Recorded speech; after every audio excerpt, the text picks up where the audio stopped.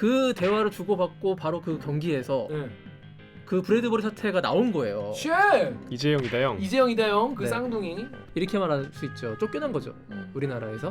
코너 꼭 해야겠다는 생각 들어요. 이거 대한민국 스포츠 이렇게 가서 안 된다. 김기화 기자를 내가 저 어떻게 하든 댓글 읽어주는 기레기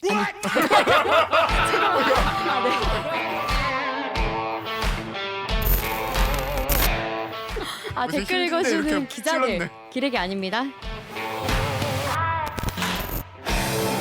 지금 여러분은 본격 KBS 소통 방송 댓글 읽어주는 기자들을 듣고 계십니다. 대들기는 유튜브를 찢어. 그거 정준하 이거 한 거 아니야? 북극곰은 사람을 찢어. 이거 하는 거 아니야? 새 코너가 궁금하시다면 구조알 잊지 말아주세요. 자, 그렇습니다. 여러분 이 스포츠 이슈가 많은데 물론 좋아하시는 분도 계시겠지만 잘 모르는 분도 많이 계세요. 특히 저 같은 경우에 진짜 너무 모르거든요. 너무 몰라서 요거를 나 같은 사람도 있지 않을까. 또 그리고 나가는 사람뿐이 아니라 잘 아시는 분들도 스포츠 전문 기자보다 모르지 않을까. 들을 만한 게 있지 않을까. 한 달에 한 번 정도는 우리가 스포츠 이야기 해야 되지 않을까. 이런 생각이 들었습니다. 언제? 평창 때도 그렇고 그 이후에도 그렇고 스포츠 이슈가 되게 많아요. 우리나라가 의외로. 그래가지고 대들기의 고정 코너 스포츠가 빛나는 밤에 여러분께 일러 바칩니다. 그래서 제가 해서 그거 말고 스포츠 담당 일진 김기범 기자 이렇게 코너명을 지었습니다. 근데 스포츠가 빛나는 밤에 하고 시그널 고고 맞아. 나가고 이러면 나쁘지 않을 것 같은데요? 밤에 빠밤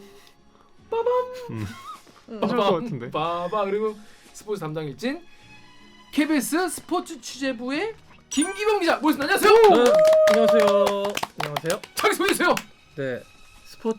KBS 스포츠 취재부의 훈남 김기범입니다. 그렇습니다. 대부분 이제 스포츠 취재부에 훈남이 드물어요.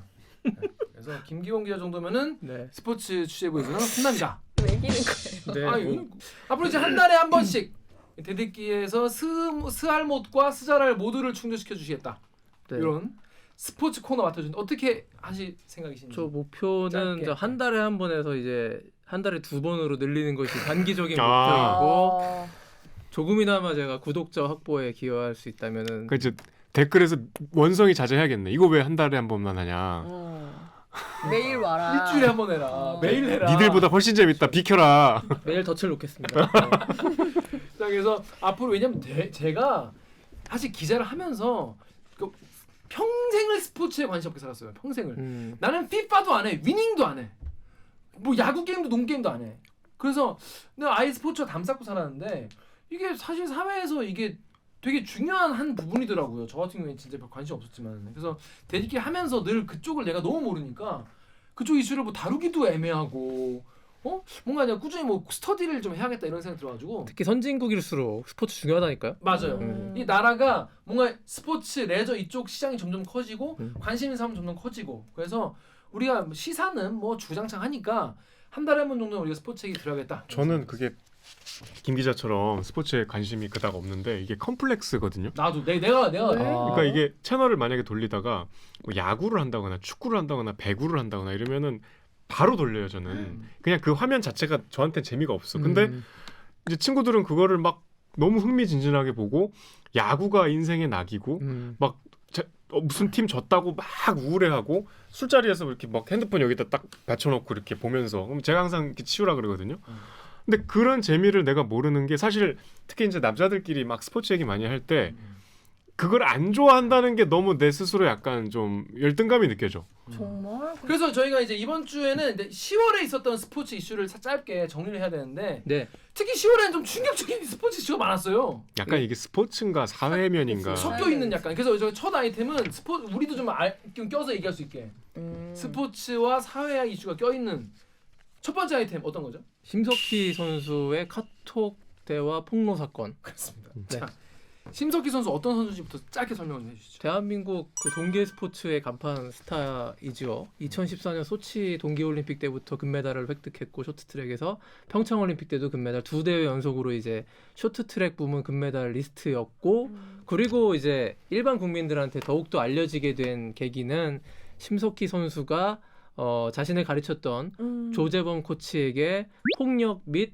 성폭력을 당했다. 이런 사건이 일파만파 커져가지고 심석희 선수는 단순하게 이제 운동선수 이상의 어떤 위상을 그때부터 갖게 됐는데 스포츠 미투 사건이 처음으로 사회적으로 미투가 큰 이슈가 됐을 때 스포츠에서도 최초로 용기를 내서 그 미투에 대한 목소리를 냈던 그런 선수로 기록됐던 그 선수가 바로 심석희였습니다. 그러니까 그거를 본인이 폭로했잖아요. 그렇죠. 그게 되게 저는 그 당시 인상적이었고 심석희 선수 볼 때마다 너무 막 마음이 아프고 측은지심과 그 막 가서 도와주고 싶고 위로해주고 싶고. 근데 저뿐이 아니라 많은 분들이 그때 아니 네. 그래서 우리 대들기에서도 다뤘잖아요 그거를. 했었잖아요. 대들기도 다루고 정재용 선배 나와가지고 막 음. 열변을 토하시고 네네. 그랬단 말이죠. 그런데 최근에 심석희 선수의 카톡이 공개가 됐어요. 네. 이게 어떻게 공개된 거고 무슨 내용인지 일단 덕후의 익명님이 이게 사실이라면 단순 사담 뒷담의 문제를 넘어서는 것 같아 보이는 심석희 카톡이라고 굉장히 좀 이해가 안 된다 이런 내용이 이게 아까 그러니까 반전이 생긴 거죠. 그죠 어떤 겁니까 내용? 네, 그러니까 조금만 부연 설명드리면은 그 저기 한 인터넷 매체가 지난달에 그 기사를 하나 올렸는데요. 네. 심석희 선수가 선수가 자 지금이 아닌 4년 전, 3년 그럼 반 전, 평창보다 더 있네요. 평창올림픽 전, 평창올림픽 때요. 2018년 평창올림픽 대회 당시에 심석희 선수가 그 대회 기간에 자신을 가르치던 대표팀의 조모 코치, 조재범이 아닙니다. 다른 코치예요. 다른 조씨. 예, 다른 제2의 코치와 카톡을 주고받았는데 그 카톡을 주고받은 대화록이 이제 폭로가 된 거예요. 거기에 대한 기사가 나왔는데 그 내용이 보면은 좀 팀 동료였던 최민정 선수, 김아랑 선수 다 같이 금메달 네. 땄죠 개주에서 이 선수들을 굉장히 비하하고 욕하는 비하하고 그런 욕하는 대화들이 코치와 오갔고 그리고 그 선수들과 함께 금메달을 획득했던 개주 금메달에 대해서 평가절하하는 부끄러운 금메달이야 뭐 이런 식으로 왜 부끄러운 겁니다. 그 사실은 뭐 자세한 내용은 그 대화 내용만 본다면은 사실 그게 개주가 시원치 않았다. 자기가 의도했던 목표했던 대로의 경기력이 나오지 않았는데 참 창피하고 부끄러운 금메달이다. 이런 식으로 이야기를 한 거예요. 자신의 금메달조차 그 가치를 폄하하고 그리고 더 중요한 건 여기부터인데요. 요런 대화가 있었습니다. 최민정 선수 자신의 뭐 가장 큰 라이벌이자 동료죠. 그렇죠. 그 원래 심석희가 제일 잘했고요. 평창올림픽 전까지. 근데 최민정 선수가 심석희 선수보다 어리거든요. 그래서 추월을 해버렸어요. 최민정 선수가 에이스가 된 거예요. 그래서 그랬기 때문에 대표팀의 원투 펀치인데 이 두 명이 이런 뭐 경쟁 관계에 있었는데 최민정 선수를 집어서 그 코치랑 대화해서 브래드버리 만들어 버리지 뭐 이런 대화가 오갔습니다. 브래드버리. 네, 여기서 이제 브래드버리가 무엇이냐, 요게 중요한데 브래드버리라는 게 빵 이름이 아니고요. 저기 그 쇼트트랙 선수 이름입니다. 죄송합니다. 난 재밌었어. 2002년에 그러니까 안토노노 알죠. 이거. 오노와 지금 안현수 있네. 요거로 유명한 안토노노랑 안현수, 빅토르한 알죠. 그렇죠. 빅토르한. 이런 선수들이 활동할 때입니다. 저 호랑이 담배 피던 시절 2002년에 동계올림픽이 있었는데 솔트레이크 시티에서 그때 이렇게 막 그 쇼트트랙 돌다가요 선수들이 와라랑 부딪혀가지고 마지막 한 명 남은 선수가 뒤에 서 있었는데 어부지리로 금메달을 딴 선수가 있는데 그게 바로 브래드베리 선수예요. 브래드버리예요. 그 선수 이름이. 그래서 그 당시가 너무 충격적인 사건이어가지고 보통 쇼트트랙은 원래 그 스피드 스케이팅은 긴 400m에서 각자 한 명씩 타잖아요. 근데 쇼트트랙은 떼거지로 타는 겁니다. 한 대여섯 명이 붙어가지고 그게 좁은 재미죠. 트랙을 그래가지고 이 곡선에서 부딪힐랑 말랑하고 그런 게 좀 재밌잖아요. 그래서 자주 신체적인 접촉이 있을 수밖에 없는 그래서 반전의 묘미가 있는 종목인데 그때 이제 브래드버리가 이렇게 우승해버려가지고 그 어부지리 우승의 대명사가 됐습니다. 쇼트트랙계에서는 그냥 일종의 고유명사가 된 거예요. 그래서 브래드버리 만들자는 것은 그 부딪혀가지고 넘어뜨려가지고 금메달 못 따게 만들자 이런 걸로 지금 그 해석이 된 거예요. 심석희가 그 조모 코치와 대화했는데 최민정 브래드버리 만들어버리지 그냥 최민정이 넘어뜨려버리지 이런 아니 걸로 최민정은 따게 만들자는 거 아니에요? 해석이 있습니다. 그러니까. 네, 그거 심석희 본인한테 물어봐야 될 얘기인데요. 이거 아직까지 본인한테 그 얘기가 이제 조사가 그러니까 될 것이고 그 판을 브래드버리 근데 판 같이 만들자는 얘기인지. 그런데 맥락을 보면 대화의 맥락이 지금 그 앞에는 심석희 선수가 최민정을 욕하고 김아랑을 욕하고 개주의 금메달의 가치에 대해서 평가자라고 그런 맥락 속에서는 그거를 브래드버리 만들어서 최민정을 금메달 따게 해주자가 아니라 최민정을 브래드버리의 어떤 상황 속에 만들어서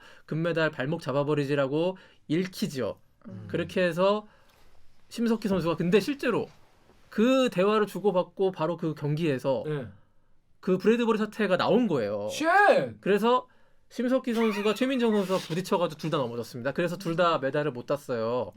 그러니까 그 대화가 있었고 결과도 그랬고. 그렇죠. 까마귀 달자 뭐 배 떨어지는 뭐 그런 거죠. 네. 어. 그런 인과관계가 설정이 돼 버려 가지고 심석희 선수가 다른 카톡들 뭐 일상적인 것보다 이것은 굉장히 심각했고 올림픽 당시에 가장 중요한 올림픽 당시에 이것은 평창 올림픽? 예. 예. 평창 올림픽 당시에 동료 선수의 금메달을 따려는 행위를 방해한 것 음. 일종의 승부 조작 이래서 일파만파 사태가 확대된 것이죠. 예, 여기까지입니다. 정윤호 예. 기자 클리앙 댓글 읽으십시오. 클리앙의 드로안 님이 들어완. 국가대표 배지 달 자격이 없다고 생각됩니다. 음. 실제로 실행했는지 모르겠지만 농담이라도 고의 충돌을 얘기했다는 게 납득이 도저히 안 되네요. 아니 근데 제가 카톡 내용을 자세히 다 안 봐서 그런데 그 매서운 악의가 약간 느껴지는 그런 내용이었나요? 그렇게 읽혀질 수 있어요. 근데 이것은 정말 그 카톡도 자, 예를 들어 조코치와의 전부의 카톡이 아니라 그 부분을 발췌한 것이기 때문에 우리가 맥락은 확인해야 될 필요가 있고 조사위원회가 꾸려졌거든요. 조사위원회가 그런 식으로 조사를 할 것이다라고 하고 있고 일단 심석희 선수는 해명 자료를 냈고요. 뭐라고 했어요? 소속사를 통해서 절대 그 코치와 그 대화를 주고받은 사실은 있지만 그렇다고 해서 자신이 일부러 고의로 자신의 동료인 최민정을 밀어 넘어뜨린 것은 결코 아니다. 이것은 사실이 아니다라고 명확하게 해명은 했습니다. 그 카톡 내용은 자기가 한 게 맞다고 인정하는 그렇죠. 거죠? 그것은 그걸 왜냐면요. 어떻게 그 보네. 뒤에서 말씀드리겠지만 음. 그 카톡 내용은 법정에서 쓰인 자료예요. 쉣. 그러니까 그것이 조작된 그런 것이 아니라 사실 그대로 이제 퍼온 것입니다. 아 그렇습니다. 자 우리 음. 오기정 기자 여기 덕후랑 클리앙 댓글 읽으십시오. 덕후에서 익명으로요. 대화 상대가 달라서 어떻게 구한 건지는 모르겠는데 조재범이 제보했다고 본다. 클리앙에서요. 마스크레이드님이 조재범 2심 때 방어권 차원에서 심석희 씨 폰 포렌식한 데이터를 받고서 거기서 확인했다. 콩리스님이 재판 때 포렌식 자료가 가해자에게 넘어간 거라고요? 왜 피해자가 자료 전부를 넘겨주나요? 저기 역시 댓글이 좋아요. 댓글이 편하게 댓글에 해서. 모든 단서가 있습니다. 그러니까 이게 저기 변호인 의견서예요. 이 카톡 내용이.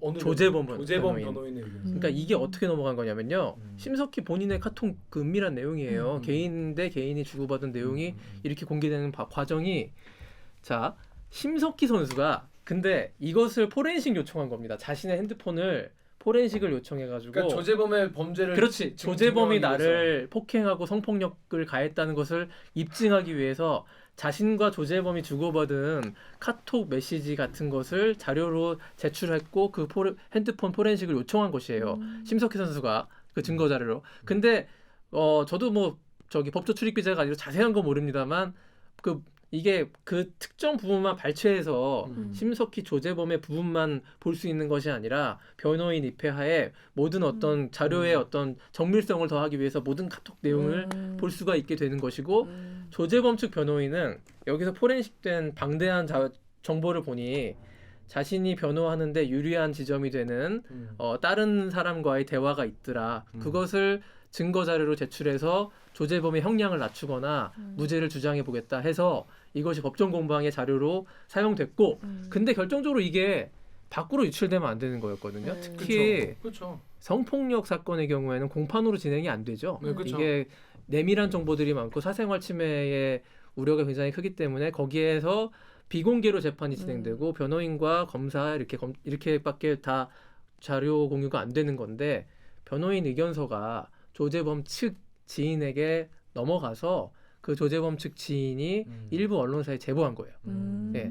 그 언론사에 제보해서 몇몇 언론사에 이 보도를 평창올림픽 당시에 심석희가 이런 일을 저질렀고 조재범뿐 아니라 조재범 외에 다른 코치와 적절하지 않은 관계가 있었다라는 것을 폭로하기 위해서 몇몇 언론사에 제보를 했고 근데 빙상 출입 기자거든요 제가. 그래서 이 제보 사실을 약 몇 개월 전에 알고 있었어요. 아, 그래요? 저희들 다 공유가 됐었습니다.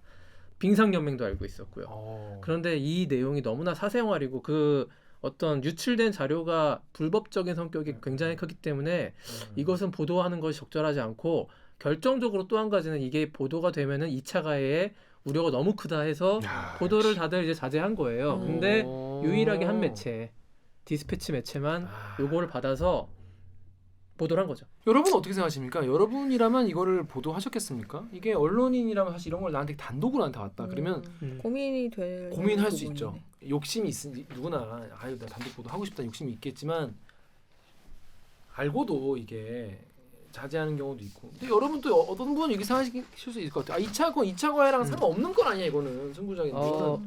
맞아요. 저도 사실은 변호인 의견서 저도 입수했거든요. 네. 그 내용을 들여다보면 정말 2차 가해 투성입니다. 그게 맞아요. 다 노출되고 다 그 폭로가 됐다면은 정말 심석희 선수에게 엄청난 타격이 있을 것이고 그 개인사 생활이 너무 공개되기 때문에 그 중에서도 디스패치도 어느 정도의 생각은 있었습니다. 고려는 했었던 것 같아요.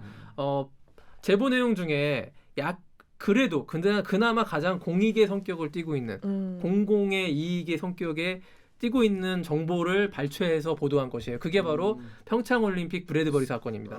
그것은 올림픽 당시에 이런 승부 조작에 가까운 일들이 실제로 벌어졌다면 이것은 공공의 정보다. 알아야 될 어떤 이유가 있을 것이다.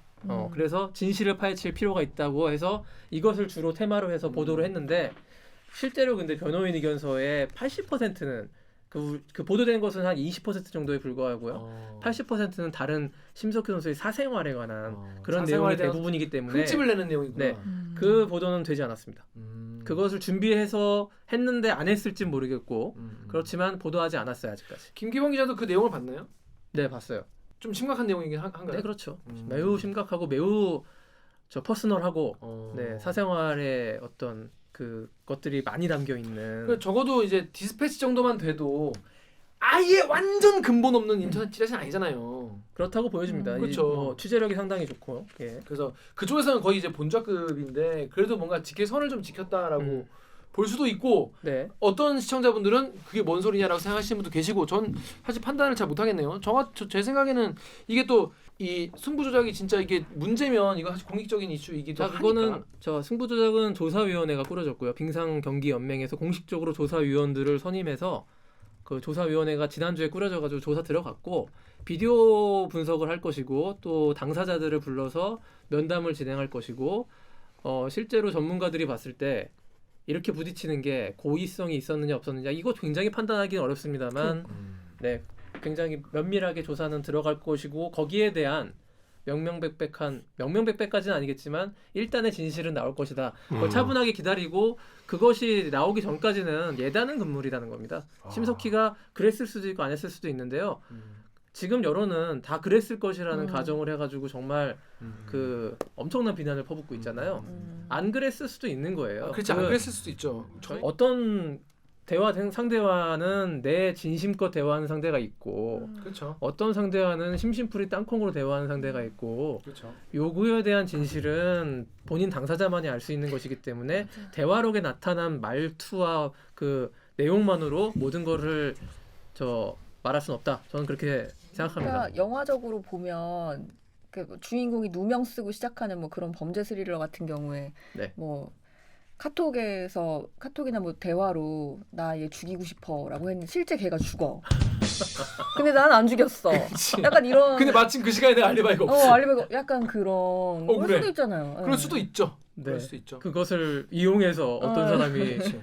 범죄에 활용할 수도 있는 그러니까요. 거고요. 그래서 우리는 모른다. 모르는 거죠. 모르는 거고 그러니까 결과가 나올 때까지 까지는 예단할 수 기다립시다. 없다. 비난을 일단 그쵸. 기다리자. 무슨 결과요? 그 조사위원회가 이것이 고의가 있었느냐 고의가 아니었느냐에 대한 진상조사 결과를 차분하게 기다려보고 꽤 시간이 걸린다고 들었어요. 고의가 아니었길 바라는 마음이네요. 네, 아니 뭐라고 저도 빙상 코치들 전문가도 물어봤는데 고의가 되기는 어렵다고 봐요. 다들 그러더라고요. 네, 그게 그 상황이요. 고의가 되려면 좀 더 명확해야 되는데 이게 진짜 그 쇼트트랙이 맘먹은 대로 되는 게 아니거든요. 이게 나만 잘 탄다고 내가 1등할 수 있는 게 아니에요. 또. 다른 사람이 방해를 하지 않아야 되고요. 다른 사람이 얼음을 이렇게 미끄러져가지고 넘어지면요, 내가 잘 타가다가도 속절없이 나도 넘어지는 또 거거든요. 보면 너무 조마조마해. 네, 그래서 이게 사실 쇼트트랙의 어떤 종목의 어떤 권위나 어떤 흥행 요인. 이게 흥행 요인이 되면서 이거를 가지고 저기 승부를 정정당당하게 1등, 2등, 3등을 매길 수 있는 것이냐라는 논란은 늘 그러니까 있어 왔습니다. 언제였죠? 그 전희경 선수가 네. 발 내밀어 갖고 1등. 그렇죠. 날 들이밀기. 사실 그것도 이게 이럴 수가 있나? 당시로서는 엄청난. 네. 지금은 뭐 누구나 다 아는 새로운 어떤 쇼트트랙의 기술이자 전략이죠. 이렇게 기교를 부리면 조금 더 좋은 성적이 낸다는 게 약간 재미가 있으면서도 이 공신력에 있어서 조금 의문이 가게 그래서 됐어요. 사실은 쇼트트랙이 사실은 혼자 하는 종목 개인전이지만 개인전이 아닌 것이거든요. 단체로 국가별로 작전을 짜가지고 내가 이 사람을 막아줄 테니까 네가 치고 나가고 그렇게 하면은 일종의 그 소위 말하는 짬짬이라는 것들이 네. 금메달을 자 목표로 했을 때 자 이번 금메달을 따기 위해서는 자 2번인 네가 어떤 역할을 해주고 예를 들어 페이스메이커를 해주고 1번인 사람한테 금메달을 따게 하자. 이것을 레이싱 전략으로 그 했던 것이 과거에 이제 그 우리 동계 올림픽에서 작전을 짰던 코치와 감독들이 이뤄냈던 성과기도 했습니다. 근데 지금 이 시대에 그런 과정의 정당성이 없는 누군가가 양보를 해야 되고 누군가 희생해야 되고 이런 것들이 용납이 되겠느냐. 지금의 2022년 동계올림픽을 앞둔 우리 쇼트트랙 대표팀은 그런 식의 레이싱 전략으로는 우승해서는 안 된다고 보고 우승할 수도 없다고 봅니다. 댓글 반응은 사실 심석희 선수에게 굉장히 뭐랄까 비우호적이었어요. 자, 우대 댓글부터 옥 기자님 읽으시죠. 우대에서요. 행복주택님이 사실이면 국가 자격 박탈해야 되는 거 아님? 메달 포상도 환수하고 인스티즈에서 뿌까꾸꾸님이 심석희 사생활 관련 카톡하고 조재범이라고는 절대적으로 별개로 봐야 한다고 생각해요. 조재범이 가해자라는 것은 절대 변하지 않으니까요. 물론 카톡 관련 사생활과 승부 조작 관련은 그것대로 엄중히 처벌해야 하는 것도 맞고요. 이게 참 저는 사실 우리가 이제 심석희 선수 걸 다루기도 했고 물론 김기원 기자도 당연히 뭐 얼굴도 많이 보고 얘기도 했을 거 아니에요. 네. 그러니까 뭔가 이게 마음속 깊은 곳에서 뭔가 아니었으면 막 이런 마음도 있고 막 진짜 그런 거였다면 배신감도 막 더 클 것 같고 좀 그럴 것 같아요. 네, 맞습니다. 이게 저도 정말 충격받은 거예요. 네. 사실 저는 다 봤잖아요, 내용을. 그치요. 그게, 그치. 예, 그래서 다 봤으니까. 더욱더 좀 충격이 컸고 심석희 선수가 국가대표 태극마크를 달고 사석에서 말한 얘기지만 적절하지 못한 발언을 했고 만약에 실제로 브래드버리 사건을 고의로 했다면은 국가대표의 자격이 없습니다. 그렇다고 해서 조재범의 성폭행을 조금이라도 정당화할 수 있는 것인가? 그렇죠. 아니, 그건 그건 아니죠. 아니잖아요. 이번에 이 사건이 벌어지게 된 계기가 무엇이냐? 조재범 측이 형량 줄이려고 그 반전 카드를 꺼낸 것이죠. 휴대폰 포렌식 해보니까 조재범이 일방적인 성폭력이 아니었다. 조재범이 주장하는 것은 상호 합의하에 관계였다고 주장했거든요. 그걸 입증하기 위한 자료를 이 휴대폰 포렌식을 이용해서 그 변호인 이견서를 낸 것입니다. 그렇게 해서 그 심석희 선수의 각종 사생활에 담겨 있는 휴대폰 포렌식 자료를 법정 공방을 펼쳤지만 오히려 항소심에서 13년형으로 더 가중됐어요. 처벌은. 그러니까 법원은 이 모든 정보를 다 봐도 조재범 코치가 심석희라는 선수를 미성년자 시절부터 그렇죠. 성폭행했다는 성폭행했다는 사실은 변함이 없는 거고 여기에 대해서 죄를 뉘우치지 않는 조재범에 대해서는 더욱더 가중 처벌을 내린 것이었거든요. 이것이 우리 법의 심판이었습니다. 여기에 대해서는 존중을 하면서 심석희 선수의 일부의 어떤 과거의 일탈에 대해서는 조사를 해서 진실이 규명되면 거기에 대해서 징계 줄 건 징계 주는 것이고 그렇지만 아직 진상조사 결과가 나오기 전에 섣불리 너무 악마화하는 건 좀. 근데 사람들은 아니다. 기본적으로 그냥 그런 대화를 했다는 것 자체에 그렇죠. 네. 그게 행위에 악의가 있었냐 없었냐를 떠나서 이미 그 스포츠 정신이 없는 선수였구나 하는 생각을 하는 것 같아요. 옳습니다. 맞습니다. 그거 심석희 선수가 충분히 반성을 해야 되는 일이고요. 그래서 지금 국가대표팀에서 지금 이탈해 있어요. 사실상 국가대표팀에서 훈련도 못하고 대회도 못 나가기 때문에 조사 결과가 무죄로 나오든 유죄로 나오든지 간에 올림픽을 함께 하기에는 좀 어려운 상황이 됐습니다. 그래서 저는 이미 그 대가를 치르고 있다라고 보는 거죠. 있습니다. 앞으로 조사 결과 나오면은 더 제대로 그 대가를 치르고 또 이제 국민 앞에 뭐 사과도 하시겠죠. 근데 뭐 어떻게 나올지 모르니까 좀 지켜보시는 걸로. 자, 다음 아이템 우리 갈 길이 멀어요. 다음 아이템은 아유 열받아요. 쌍둥이 우리 배구 쌍둥이 우리 이것도 우리가 아이템 했었어. 이것도 사회면이야. 조회수가 터졌죠. 제가 일부러 이걸 갖고 왔어요. 네, 그렇습니다. 연결시켰습니다. 네. 뭔가 좀 통하는 부분 이거 심석희와 너무 열받아. 쌍둥이. 예. 자, 우리 쌍둥이 이다영, 이 뭔 영이지? 이재영, 이다영. 이재영, 이다영 그 네. 쌍둥이 자매가 우리나라에서 개판 쳐서 그리스로 간 거 아니겠습니까? 그렇습니다. 자, 거기까지는 알아요. 예. 근데 그리스로 가니 많이 뭐 막 그랬잖아요. 못 가게 했었죠. 네, 근데 네. 배구 협회에서 네. 이거를 도와주니 많이 뭐 하다가 그리스로 가게 됐다. 네. 가서 부의했다. 네. 저 딱 거기까지만 알아요. 예. 자, 여기 보배드림 댓글 정렬 기자 읽어주시죠. 인디카따님이 그리스 간 거만으로도 큰 처벌 받은 거 아닐까요? 그리스 간 거조차도 불만이면 저 선수들은 사회에서 뭘 해야 용서가 되나요? 대댓글로 로드미클님이 끝까지 우리 잘못 없다 어쩔 건데 이건데요 뭘 봐주라는 건지. 네. 그 두 자매가 그 배구 그 팀에서 어떤 악행을 했는지는 저희가 이제 그 네. 영상 링크를 다 보고 오시면 되고. 그래서 이후에 어떻게 진행이 됐습니까? 그때. 그 하여튼 지금 학폭 논란 때문에 그렇죠. 엄청난 사회적 지탄을 받아가지고 결국에는 사실은 이렇게 말할 수 있죠. 쫓겨난 거죠. 우리나라에서. 우리나라에 도저히 선수 활동을 할 수 없기 때문에 그 팀에서도 안 받아주고 국가대표 자격 박탈당했고 그래서 이제 해외로 간 겁니다. 그리스로 갈 수밖에 없었는데 그 가는 과정에서도 이제 대한배구협회가 이제 이적 동의서 국제 이적 동의서를 끊어주느냐 마느냐를 놓고 굉장히 또 이제 논란이 많이 일었고. 자, 아니 네. 근데 거기부터 설명 안 돼. 저 같은 애는 네. 왜 선수가 가는데 배구협회가 오케이를 해야 되는 거예요? 아 그거요. 좀 당황했어. 굉장히 좀 원초적인 질문. 아니 선수가 네. 우리나라 사람 저희 가서 선수생활 하면 되는 그 아니 왜- 그러니까 일종의 뭐 저기 뭐라고 해야 돼? 그 우리가요 그 선수로서 활동하는데 뭐 지장이 없습니다 이런 게 국제적으로 인증을 해줘야지 나갈 수 있는 거로 돼 있어요. 에이 그거 뭐 영상 뭐 이거 중계 다 보면 나오는데 그 경기한 거 다 영상 남아 있는데 그거 보면 되지. 그거 뭘 그렇게 해줘야 되는데 이해를 그러니까 못하겠다. 우리 선수라는 거는 협회에 등록을 해야 자격이 생기잖아요. 그치. 그럼 그건 협회에서 부여하는 권위잖아. 근데 얘가 지금 그 협회 징계를 무력화하려고 나가는 걸 협회에서 허용할 수 없는 건 협회의 권한이죠. 내가 얘가 나가서 다른 데서 선수로 활동하면 이 협회에서 준 징계가 없었던 게 되잖아요. 이 협회에서 인정을 해줘야 선수인데, 그러니까 선수로서의 그 되게 가치를 낮게 평가하시는 것 같아. 아니 그런 거 아니에요. 왜 개인의 자유인데 왜 해외 나가서 개인의 자유가 아니죠. 활동하는 걸 선수라는 거는 누군가 타이틀 공인을 해줘야 자격을 선수지. 획득하기 위해서는 공증이 필요한 그쵸. 것이다. 공인. 그 라고 공증하는 데서의 권위를 행사한 거죠, 그건. 아 그런 식으로. 그러니까 오히려 그건 설명 이해가 되네. 그러니까 이게 징계로서 너 선수 권한을 이렇게 좀 제한을 한 건데. 그러니까 이를테면요 저기 지금 임효준 선수 아세요? 쇼트트랙에 모르죠. 임효준 선수가 선수촌에서 장난 반 뭐 이렇게 해서 선수 바지를 벗겨가지고요. 동료 선수 바지 벗겨가 징계 받아가지고 선수 자격 정지 받아가지고 국내에서 활동이 안 돼서 중국으로 귀화를 택합니다. 아, 귀화요. 예. 그런데 이 귀화 선수가 예를 들어서요. 아 귀화하는 건 자유지.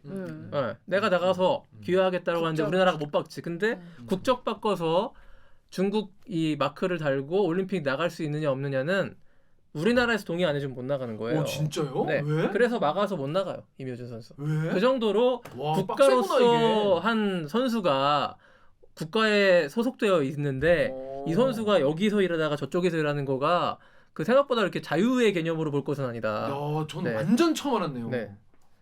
신기하네. 스포츠 정신이네요, 그것도. 그 약간 내셔널리즘에 네, 입각한 그러니까 그거를 이 나라도 인정하고 전 세계적으로 어떤 스포츠에서는 그런 룰이 있는 거구나. 그렇죠. 네가 다른 나라 가서 활동하려면 그 다른 나라에서 활동하는 것이 우리나라에 피해가 될 수 있는 가능성이 꽤 있습니다. 요즘까지 이 특히 쇼트트랙 임효준 선수 같은 경우는 국내 1인자였는데요. 이 선수가 중국으로 귀화해가지고 중국 대표팀으로 올림픽을 뛰게 되면은 우리가 올림픽에서 그만큼 좋은 성적을 내기가 어렵죠. 그렇기 때문에 우리는 거부할 수 있는 수단이 있는 거죠. 그 해당 태극마크를 달고 3년이 경과하지 않은 상태에서 딴 나라에서 못 뛰는 거예요. 3년 후에나 그 나라 마크를 달고 올림픽에 나갈 수 있는 그런 규정이 있습니다. 그걸 이용해가지고 이걸 막았듯이 저 배구협회도 어떤 국제적인 룰 어떤 이런 걸 이용해서 이 선수가 여기에서의 잘못을 반성하고 어떤 그 징계를 받는 걸 회피하고 도피 수단으로 삼는 것을 적어도 용납은 하지 않겠다. 이런 의지를 보여준 게 대한배구협회죠. 네. 아무튼 그런데 진출을 그래서 하게 된 거예요? 그럼 배구협회에서는 그냥 오케이? 이렇게 아니죠. 한 거야? 배구협회는 끝까지 오케이 사인을 안 해줬는데 이게 저 배구협회가 그 다른 나라에 가서 리그에 진출하는 것까지 막을 수는 없다라는 유권 해석이 국제기구에서 나왔기 때문에 그냥 어쩔 수 없이 만약에 이제 대한배구협회도 이해할 수 있는 것은 대한배구협회도 이거를 오케이 사인 해주는 순간에 배구 팬들이 어마어마한 비난을 받게 됩니다. 지금 이 이재영, 이다영 자매가 지금 배구계 공공의 적이 돼서 특히 배구 팬들은 굉장히 지금 이 두 선수에 대한 반감이 심한데 대한배구협회가 행여 이들의 해외 진출을 도와주는 행위를 한다? 여기에 대한 여론을 감당할 수 없죠. 그래서 대한배구협회는 끝까지 버틴 것이고요. 근데 국제룰상 이걸 막을 수는 없어요. 그 말씀하신 대로 아니 내가 다른 나라 가서 일하겠다는데 그걸 어떻게 막습니까? 그런 게 통한 것이고. 예. 그럼 그 리그 가서 뛰는 거는 이제 막을 수가 없고. 네, 이제 뛰고 있죠. 그래서 뛰고 있죠. 근데 잘하고 있어요. 잘하고 있어요. 원래 네. 원래 잘했나 봐요.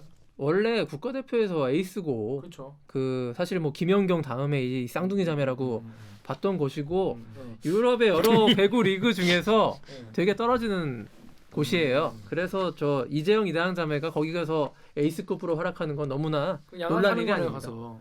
네. 자 보면은 덕후의 익명님이 이다영 4,800이면 1년차 때 연봉이네라고 했는데 연봉은 많이 크게 안 받나 봐요. 아 그렇죠. 이 여기서 저기 좋은 연봉 받고 스카우트 되는 그런 그림 모양새는 아니고 말 그대로 쫓겨간 거니까요. 네. 자 근데 출국하는 영상에 네. 여기부터 열받는 거야. 여기부터 그러니까 앞에까지는 아니 앞에까지 저도 좀 받아들일 수 없지만 여기부터 사람들이 이제 영림을 건드린 거예요. 개빡친 유튜브 댓글 우리 오구정 기자 읽으시죠. 유튜브에서 MKJ님이 애가 잘못했으면 죄송합니다라고 사과를 시켜야지 고개 들어라고 교육을 시키니 애들이 망가지지. 김푸들님이요. 자식은 부모를 보고 성장한다는 말이 가슴 깊이 와닿네요 하셨어요. 자, 어머니 김경희 씨 원래 이분도 이제 한가닥 하는 분으로 유명했습니까? 한가닥이죠. 네. 뭐라고 했습니까? 이게 출국할 때. 그게 저기 그 말씀하신 대로 고개 들어 그리고 기자들을 향해서 정말 너무들 하신 거 아닙니까? 이렇게 얘기했어요. 기자들이 뭐라 했나? 자, 그래서 이제 근데 찍으러 왔으니까. 그럼 찍지도 못해? 저는 이렇게 생각합니다. 저도 딸을 둔 부모로서 저 딸 자식이 저 지금 많은 비난을 대상이 당하는 거에 대해서 이성보단 감정이 앞설 수 있고 그럴 수 있죠. 네. 그래서 어머니 입장에서 충분히 그 억하심정 때문에 저 언론과 일부 배구 팬들에 대해서 그렇게 얘기할 수는 있다고 이해는 하지만 그 행동이 결코 딸들을 위한 행동이 되지 못한다. 길게 보면 네, 아이 짧게 봐도 그래. 어머니가 욕을 먹은 계기. 그렇게 하는 바람에 욕을 50개 먹었으면 지금 100개를 먹고 있거든요. 그 딸들이 그것은 부모로서 신중치 못한 사려 깊지 못한 또 하나의 행동이었고 그 부모님이 말씀하시던 한가닥 하셨다는 게 저 김경희 씨인데요. 저 예전에 국가대표 배구 선수였고 저 인터뷰했어요.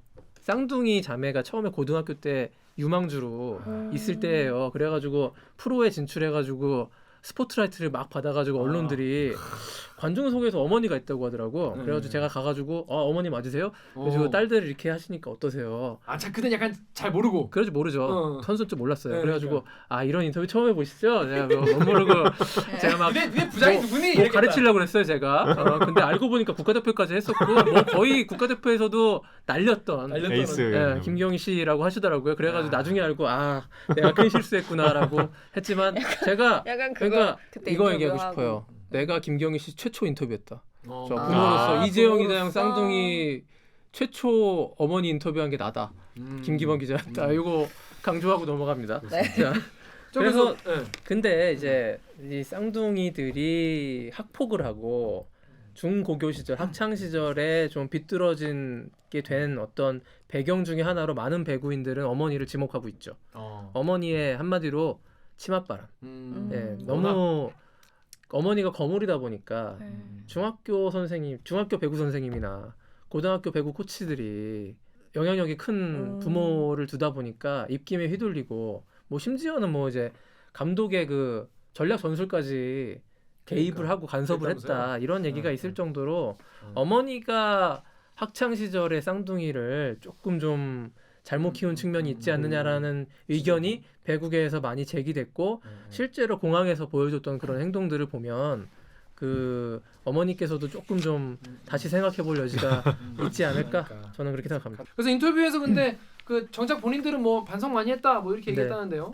이게 문제는 뭐냐면은 자, 흥국생명 구단과 쌍둥이의 초동 대처가 틀렸고요.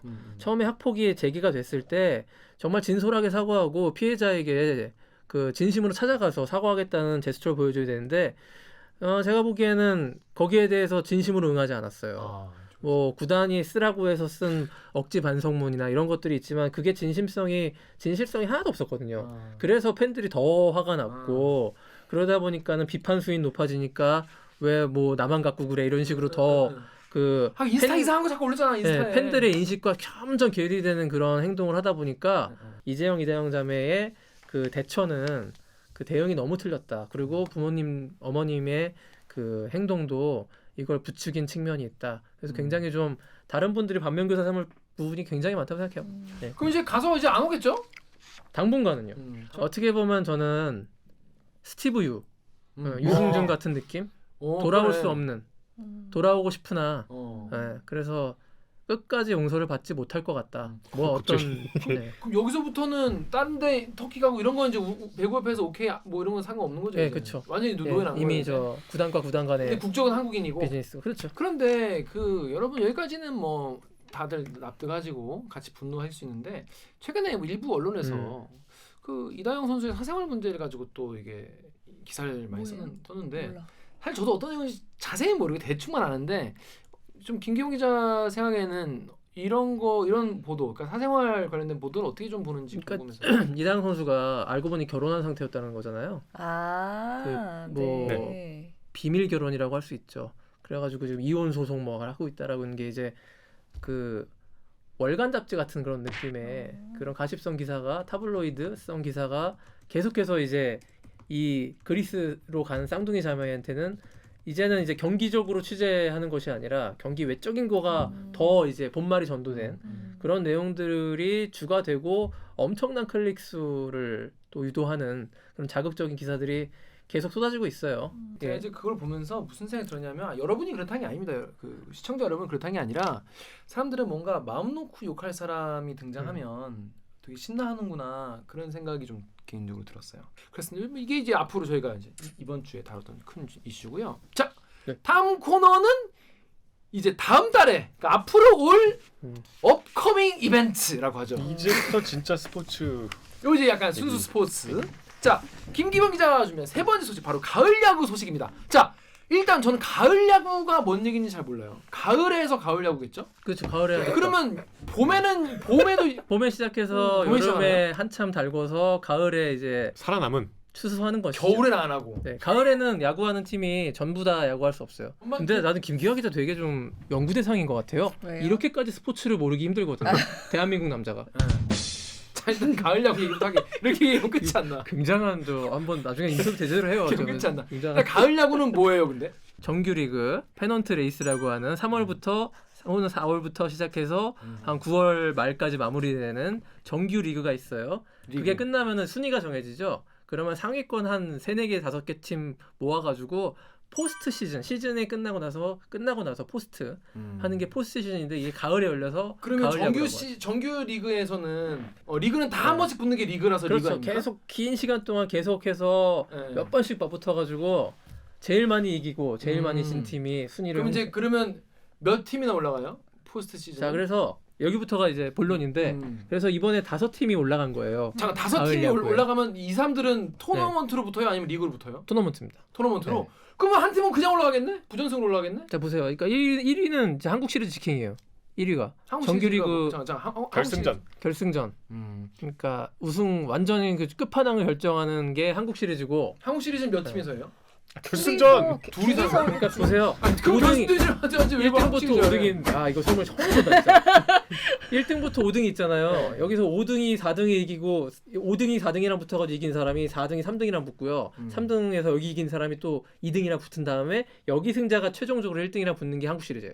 여기가 이게 한국 시리즈는 1등 그럼 1등 그동안 놀아? 그렇지. 훈련하는 거지. 이제. 들어와. 근데 그건 너무 그러니까 1등한테 페이버를 주는 거예요. 그건 사실 근데 제 생각에는 오히려 1등이 제일 세니까 페널티를 줘야 될 것 같은데. 아니죠. 그럼 재미가 없잖아. 우리가 흔히 말하는 챔피언이라고 하는 것은 정규리그보다 한국 시리즈 챔피언을 더 쳐줍니다. 그래서 그 해의 챔피언을 만약에 정규리그랑 한국 시리즈랑 달라. 그러면 누구를 기억할 것이냐? 한국 시리즈를 쳐줘요. 그렇습니다. 아무튼 그렇다고 합니다. 그래서 네. 가을 야구라는 거는 여러분 모르시는 분들 많이 계셨죠? 나 안 몰랐나? 그래서 5등, 4등 붙는 걸 와일드 카드 경기라고 하고요. 와일드 카드는 갑자기 투입되는 선수를 와일드 그렇죠. 카드라고 아, 여기서부터 시작하겠습니다. 이제 5위가 지금 키움이에요. 키움이 5위고 그래서 와일드 카드를 부여받아가지고 이 5위 와일드 카드 팀과 4위가 붙어요. 그래서 근데 거기서 왜 지금 오늘 오히려 하고 와일드 있어요. 카드래요? 왜 네? 오히려 와일드 카드라 그래? 왜? 그냥 오히려 하면 되잖아. 그러니까 이거 저게 자격이 안 되는데 한마디로 여기 가을 야구가 낄 수 있는 자격이 원래는 없어. 근데 봐줄게 들어와 한 팀만. 4등까지만 하는 원래 건데 원래 4등까지 했었어 이때까지 수십 맞아, 년 동안 맞아. 그러다가 미국 메이저리그가 와일드카드 제도가 있습니다. 5등한테 한 번 더 기회를 줘요. 그러니까 미국은 미국식 스포츠는 가급적이면 많은 경기를 즐기는 거예요. 그래서 NBA 파이널도 7.4 선수 계속 지루하게 그냥 같은 특기를 계속 하는 거고. 오케이, 그래서 와일드 자, 카드. 와일드 카드를 부여받은 게 키움이고 4위가 두산이에요. 5위는 무조건 와일드 카드예요? 네. 이제 와일드 카드. 그럼 그냥 예. 그냥 5위까지 하는 거네. 예. 근데 5위와 그 4위의 어떤 승차가 너무 벌어지면 와일드 카드 안 주는 그런 제도가 있습니다. 너무 야 너는 예. 솔직히 양심 근데 있냐 이런 거구나. 5위가 그 정도 했으면은 오케이 껴줄게 깍두기로 와. 너 수준 돼. 네. 아슬아슬했어. 그래서 이번에는 너 한번 가만히 있어 좀. 아 이게 맞나 싶어서 이게 맞나? 이게 그래서 보세요. 얼마나 4위가 유리하냐면은 4위는 첫 판에서 비기기만 하면 올라가는 거야. 준 플레이오프로. 첫 판에만 비겼다. 네. 근데 5위 팀은 첫 판을 이겼어. 그러면 2차전을 또 해야 돼요. 그래서 여기서 또 이겨야 돼. 또 이겨야 비겨도 안 돼. 예. 그러면 만약에 여기서 비겼다. 그러면 얘는 1무 1패고 얘는 1승 1무잖아요. 근데 얘 떨어지는 거예요. 그 정도로 와일드 카드는 잔혹한 겁니다. 근데 예를 들어서 와일드 카드가 끝나고 나서 3위랑 붙는다. 그때는 그런 거 없어요? 그때부터는 그때부터 예, 정상적인 그때부터는 정식 가을 야구로 돼가지고 뭐 5판 3승이나 좋은 3판이나 질문이었어. 하는 거예요. 그때부터는 제대로 하는 건데 여기서도 어드밴티지는 그 먼저 올라가 있는 팀한테 있는 겁니다. 왜냐면 기다리고 야구라는 게 있었으니까. 많이 경기하면 지치는 그쵸. 거예요. 특히 투수들이요. 어깨가 어깨가. 많이 쓰잖아요. 그래서 1위 팀이 한국 시리즈 우승할 확률이 더 높은 거예요. 그래서 그러니까 저는 이해가 안 된다는 거예요. 그럼 1등은 그동안 생생한 어깨로 그냥 놀고 있게 근데 1등 그렇게 해야지. 어드밴티지를 안 줄 거면 뭐하러 1등 하냐고 정규리그를. 그렇게 어드밴티지를 받기 위해서 정규리그에서 1위를 그러면- 하려고 노력을 하는 그럼 거죠. 보통 리그 1위가 한국 시리즈 우승한 경우가 많이 있겠네요. 안 할 때도 있어요. 근데 예, 그게 모르는 겁니다. 그 길고 짧은 건 대봐야 되고. 그러면 예. 되게 예를 들어 막 와일드 카드가 올라가서 1위 꺾고 이러면 정말 막 감동의 동아리탕이겠네. 아직까지 그런 적이 없고 와일드 카드가 올라간 자체가 없습니다. 지금 5위 팀이 그 준 플레이오프 자체를 간 적이 없어요. 이렇게 플레이오프가 뭐예요? 네. 여기 이 설명이 다 시간 갈 줄 몰랐는데. 오늘 여기까지 방송해야 될 것 같아요. 자 여기 댓글부터 읽어볼게요. 자 엠팍 댓글 우리 알팍 댓글에요. 두산 팬이 쓴 글이래요. 범퍼 탈거님이 키움이 올라가도 괜찮습니다. 자 두산이 지금 4등이니까 네. 들어와. 키움 들어와. 니네 올라 물론 괜찮아. 우리가 올라가야 더할 나위 물론 우리란 없지만 두산이라는 뜻이죠. 키움도 막내팀 KT가 코시 직행한 상황이라 동기부여 충분하고 김하성이라 핵심 자원이 빠진 상태에서 가을 야구 간 것도 우리하고 비슷하고 무엇보다 없는 처지도 비슷하고 이정후라 한국을 대표하는 슈퍼스타의 활약도 더 보고 싶고 그리고 박병호 선수 마지막 불꽃 타오르길 바라고 아무튼 우리가 올라가면 눈물 나겠지만 키움이 올라가도 괜찮습니다. 야, 이거 뭐 대인배네요. 두산 팬. 대인배네. 네. 아까 저 KT가 아니고 키움 팬이시네 이 정도면. 근데 두산 팬이 교묘하게 이게 약간 정신 승리가 보이는 것 같습니다. 이게 기대치를 낮춰놔야지 충격이 덜하거든요. 혹시 두산이 떨어진다, 두산 그러니까 왜냐면 키움은 잃을 게 없고요.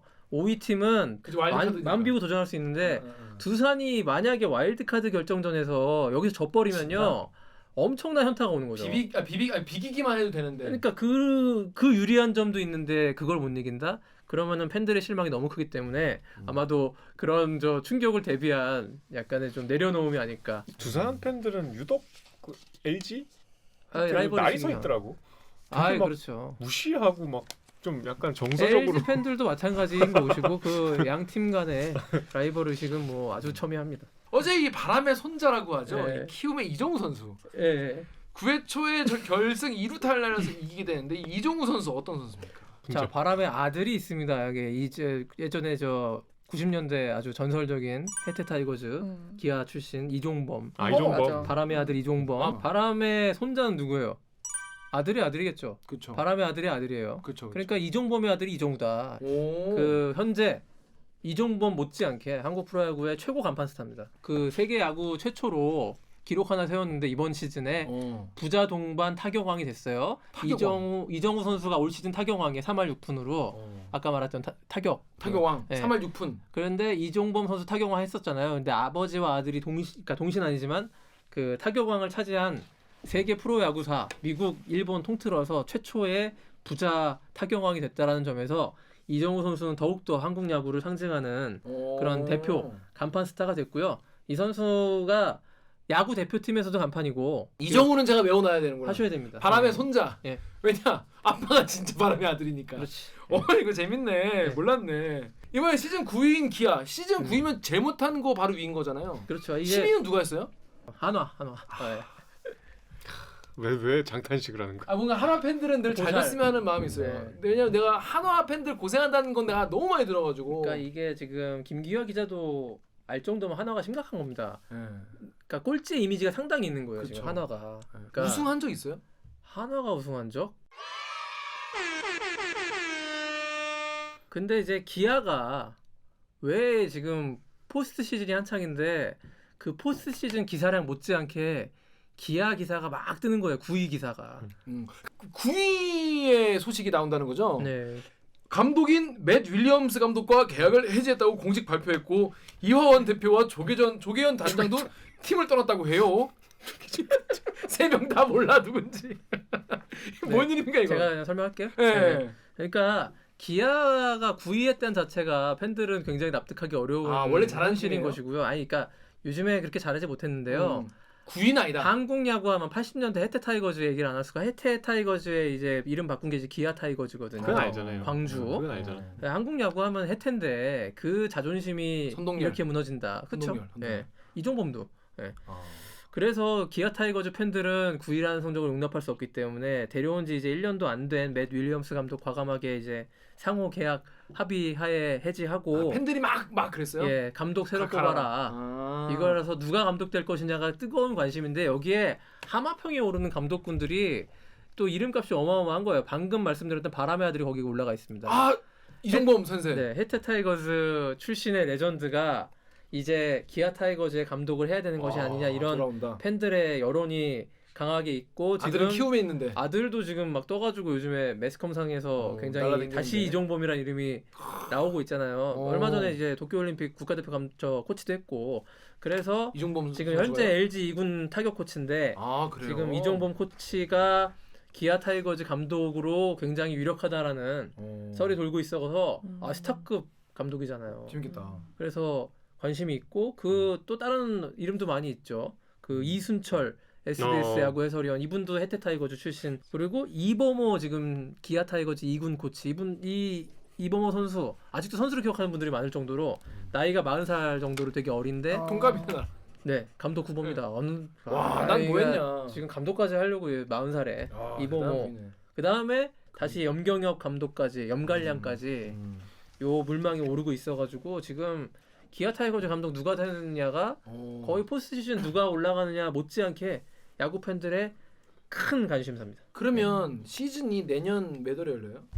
내년 3월 그 내년 3월까지 그러면 새로운 감독이 절치부심해서 이 팀을 이제 끌어올려가지고 훈련시키고 그렇죠. 이래가지고. 이제 빨리 선임해가지고 겨울부터 이제 전지훈련 가서 팀 만들어야죠. 그리고 지금 뭐 양현종 투수 재계약 문제도 있기 때문에 누가 감독되느냐가 기아 팬들에게는 굉장히 큰 관심사일 뿐 아니라 자 여기서 좀 부연 설명드리면 기아는 전국구 구단이라고 하는 겁니다. 왜요? 이게 워낙에 인기가 많은 전국구 스타라고 뭐 하잖아요 우리가 그죠. 이름만 대면 알만한 그 스타를 전국구 스타라고 하는 것처럼 LG 롯데 기아는 이 전국구 팀인 거예요. 어마어마한 원정 응원단을 갖고 댕기고 인기가 많아서 엘롯기라 부르는 그렇죠. 이게 그 예전부터 롯데하면 또 이제 또 야구의 구도 아닙니까? 그렇죠. 그다음에 이쪽에는 이제 또 호남 쪽에는 그 해태 기아가 있는 거예요. 아. 그래서 이 두 팀이 지방의 맹주죠 일종의. 그래서 서울에는 LG가 있는 LG가 것이고 있고. 최근에 이제 두산이 굉장히 많이 올라왔지만 엘롯기 해가지고 이 세 팀이 가장 흥행성이 좋고 이 세 팀이 가을 야구를 해주는 게 KBO가 가장 원하는 그림이에요. 근데 9일 했단 말이야. 그렇죠. 지금 LG 빼고 지금 가을 야구 안 되죠. 그런 거구나. 덕후의 익명님 말이 제 마음인 거예요. 가을 야구하면 1등한 팀 1등해? 뭐 이 정도 제가 딱 요 정도 수준인 건데 아니 이번 가을 야구가 이제 그러면 와일드 카드니까 이제 앞으로 언제까지 합니까? 근데 이거 11월 한 20 며칠 말까지 가요. 여기서 변수는 뭐냐? 이번에 가을 야구의 관전 포인트는 축소된 저 시리즈 일정이다. 평소와는 달리 준 플레이오프 다 예전에는 5판 3선승제였습니다. 근데 이번에 뭐 여러 가지 코로나로 리그가 중단되고 이러면서 그 포스트 시즌 일정이 축소가 됐어요. 3판 2승제로 준 플레이오프가 요게 굉장히 큰 변수가 될 것이다라고 보고 있습니다. 왜냐 1위 KT 입장에서요.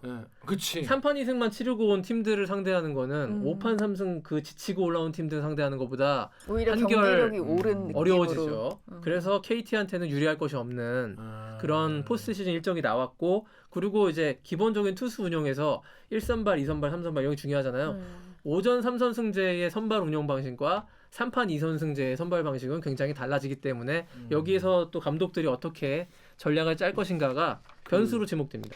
자 마지막 소식 월드컵 네. 최종 개선 내년에 월드컵이에요? 자 내년에 월드컵도 3대 하고. 이벤트가 있기 때문에 제가 주장하는 것은 이 대들기에서 일기에서 내년을 기대하시라. 내년 기대하자. 저 국민적 관심사가 한 3개월 단위로 물론 대선도 있지만 빵빵빵 있다. 자 2월에 베이징 동계올림픽이 있고 2월 베이징 동계올림픽 8월쯤에 항저우 아시안 게임이 있고 황조 아시안 게임 11월에 중국에서 2개 있네요.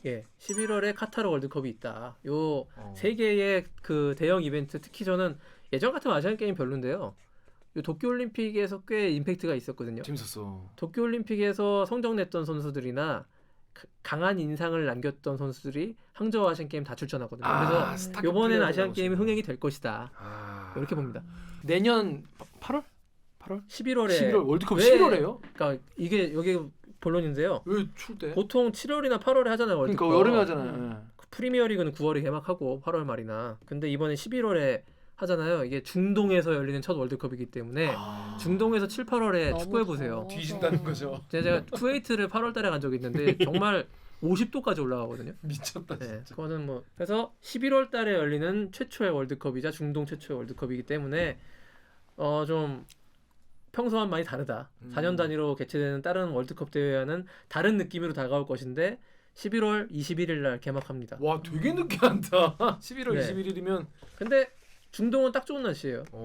자 그래서 월드컵을 하는데 예선이 네. 그러니까 월드컵도 이제 모든 나라들이 다 월드컵 본선에서 다 뛸 수는 없잖아요. 세계의 그렇지. 나라가 막 200개 나라 되지 않나? 엄청 네, 많으니까. 가맹국이 205개국. 그러니까 200 때려 맞췄네.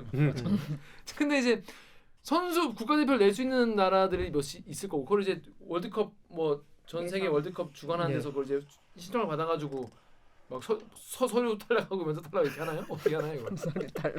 그래서 예선하는 거예요. 지역별. 아프리카 대륙, 유럽 대륙, 아시아 대륙. 그래가지고 본선 진출 티켓 장수를 부여합니다.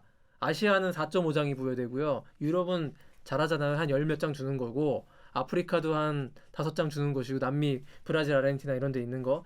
각 배분을 해가지고 니네 지역별로 예선 치러가지고 치고받고 해가지고 5명 골라내. 5국가. 아시아는 4.5국가가 나가는 거예요. 4.5라는 것은 4개는 나가는데 나머지 5등한 일종의 와일드카드죠. 이쪽이랑 저쪽에 그 다른 국가 다른 그런 걸또 대륙에 해? 이렇게 붙어가지고 플레이오프 해가지고 이기면 그래서 이기면 0.5가 되는 것이고 오. 안 되면은 0이 되는 것이. 재밌겠다고. 그러면 어느 나라에서 해요? 그런 경기는? 중립국에서 해? 중립국은 아니고요. 그 성적이 더 좋은 나라에 홈에서 할 거예요. 이거 좀 확인해 볼게요. 오, 신기하다. 그래서 그러면 그딱 처음에 그럼 지역 예선을 하는 나라는 다 몇 나라 정도씩 해요? 그 아시아의 거의 모든 나라들이 다 다 뛰어들었는데 하려고 해요? 그래서 아시아 나라가 많기 때문에 2차 예선이 있는 거예요. 1차 예선이 있었고요. 그건 정말 그 축구 잘 못하는 나라들. 2차 예선 우리가 뛰어서 조 1위로 올라가서 최종 예선에 올라갔어요. 지금 더 줄여가지고 그래서 최종 예선은 몇 팀? 6개 팀씩 두 조로 나눠서 12개 팀이 나와서 여기서 많네. 여기서 4개 나라가 각 조 1, 2위가 나가는 것이고 와. 그다음에 저기 3위 중에서 양조에서 더 성적이 좋은 팀과 다른 대륙의 팀이 만나서 플레이오프 해가지고 0.5장 가져가는 건데요.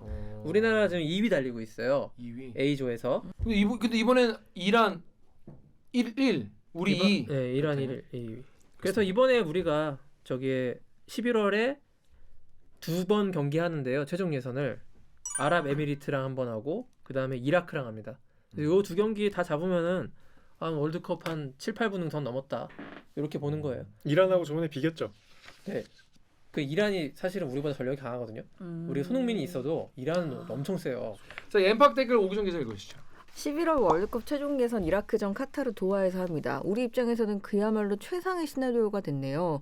참고로 카타르 도하는 2011년 아시안컵 때 참가했었는지라 협회 차원에서도 현지 사정을 알기가 비교적 편하고 이라크전이 열릴 것으로 유력한 경기장은 당시 일본과 호주의 결승전이 열린 곳이기도 해서 시설 및 환경은 최고 수준을 자랑합니다.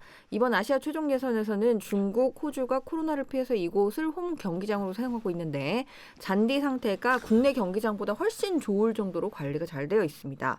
조광래 감독 리즈 시절이라고 불린 아시안컵 때 굉장히 재미있고 좋은 경기 내용이 나올 수 있었던 이유도 아시아에서는 보기 드문 최적의 그라운드 컨디션이 큰 역할을 했다는 이야기가 있었죠. 벤투 감독이 추구하는 전술을 구현하기에 더 적합한 환경이라고 봅니다. 이분은 뭐 이분은 댓글이 뭐- 아니라 칼럼인데요. 그러니까. 뭐 대부분 맞는 말 동의합니다. 저는 여기에 좀 거국적인 거시적인 담론을 담아 보면 이것은 이제 월드컵 리허설인 거죠. 월드컵 본선이 열리는 카타르 도하에서 내년에 11월에 월드컵 열리잖아요.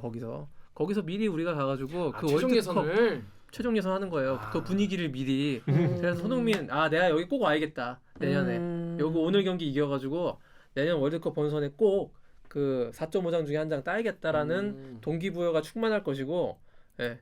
그런 면에서 그리고 여기 동의. 그 카타르 도하가 그러니까 중동 리그에서 가장 선진적인 리그예요. 시설이 제일 좋습니다. 월드컵 경기장도 많이 지었고 거기 알잖아요. 카타르가 월드컵 유치 신청했을 때요. 날씨가 더우니까 별의별 공약을 다 대선 후보들처럼 공약을 발표하는데 경기장 전좌석에 에어컨을 달겠다고 하는 파격적인 공약을 내놨습니다. 전 좌석이에요. 네, 그러니까 여기서 다 에어컨이 나오는 거예요. 그러니까 더울 때 50도 때 경기장에 걱정할 필요 없다. 뭐 돔을 덮어가지고 전체를 다 냉방 시설 해가지고 선수들 뛰는 데도 문제가 없고 관중들도 옆에 좌석에 당시만 하더라도 좌석에 에어컨이라는 거는 상상하기 어려웠던 2010년에 유치 신청했거든요. 이 카타르가 그 유치 신청 현장에 제가 갔다 왔는데 취재에 카타르가 되리라고는 정말 상상도 못했어요. 그때 우리나라도 신청했어요 이거. 그러니까 월드컵 유치를. 근데 카타르가 된 거예요. 근데 공약이 기가 막힌 거예요. 기상천외한. 그래서 여기가 그만큼 돈이 오일머니가 많기 때문에 시설이나 경기장 뭐 퍼실리티 이런 것들에 대해서는 최상급이다. 그래서 우리 선수들도 이제 선진국 그 선수들답게 저 중동의 사우디나 이란, 이라크를 가면은 굉장히 열악합니다. 날씨 더운 건 두 번째고 라커룸 못 갈아입는데 잔디 듬성듬성 파였고 패스 가다가 삐뚤빼뚤하고 이런 걱정은 없다라는 거예요. 근데 상대 똑같아요. 그러니까 조건은. 그 조건은 모두가 다 같이 공유하는 거니까. 이 댓글 말씀 대부분 맞는 걸로. 네, 저 댓글이 아니라 칼럼으로 저 인정하겠습니다. 킹정. 자, 여기 이제 정혜유 작가가 한 이제 질문. 엔트리도 나왔죠. 이 손흥민, 황의찬 등 선수가 포함되고 부상으로 황의조 선수는 제외되는데 이게 뭐 어떻게 이게 어떻게 될 것 같나요? 이게 이 경기가 이제 얼마 안 남았잖아요. 11일, 17일 이렇게 다음 있으니까. 주 이길 수 있을까요? 우리 아랍 이길 수 있을까요? 황의조 선수가 빠지는 거는 변수이나 우리나라가 아랍에미리트 연합 이 정도 팀을 황의조가 빠졌다고 해서 못 이기느냐? 그건 또 말이 안 된다. 아, 그래요? 네. 약간 좀 마음 편하게. 그냥 손흥민이 있으니까요. 손흥민 형이 그러니까 어떻게 좀 간단하게 단순 무식하게 보면은 네. 야 손흥민이 있는데 우리가 아랍에미리트한테 진다고? 이런 얘기가 나오는 거죠. 농민 형이 어떻게 해줄 거야? 근데 이제 공은 둥글고요. 요즘에 축구가 평준화돼가지고 다 우리가 기본. 더 전력이 위라고 해도 그 골문을 여는 건 좀 다른 차원의 얘기라서 자, 여러분 오늘 이제 김기용 기자가 준비한 소식은 여기까지입니다. 근데 사실 뭐 너무 김기용 힘드셨을 기자의 약간 것 소식이라기보다는 약간 강의, 제가 약간 너무 초급반이어가지고 어떻게 오늘 해보시니까 어떠신지 일단. 이거 코너 꼭 해야겠다는 생각이 들어요. 이거 대한민국 스포츠 이렇게 가서 안 된다. 김기화 기자를 내가 어떻게 하든 스포츠 매니아로 만들어. 진도를 좀 맞춰줘야겠다. 대한민국 스포츠 이대로는 안 이게 된다. 대한민국 스포츠 이대로 안 되고 이런 것은 이제 대들이기 공신력에 좀 문제가 생길 수 있으므로 제가 어떻게 하든 그러니까 끌어올리겠습니다. 김기화 알겠습니다. 기자. 저 멱살 잡고 네. 끌어올려줄 것으로 믿고 내년에 뭐 올림픽 때 밤새겠네요.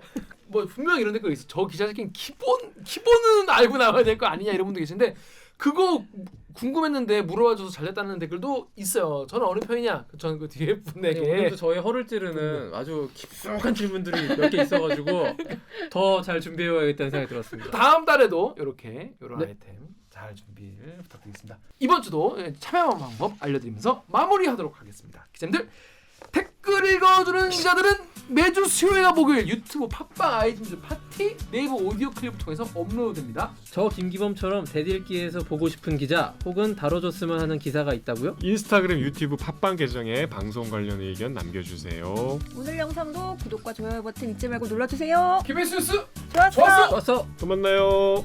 안녕.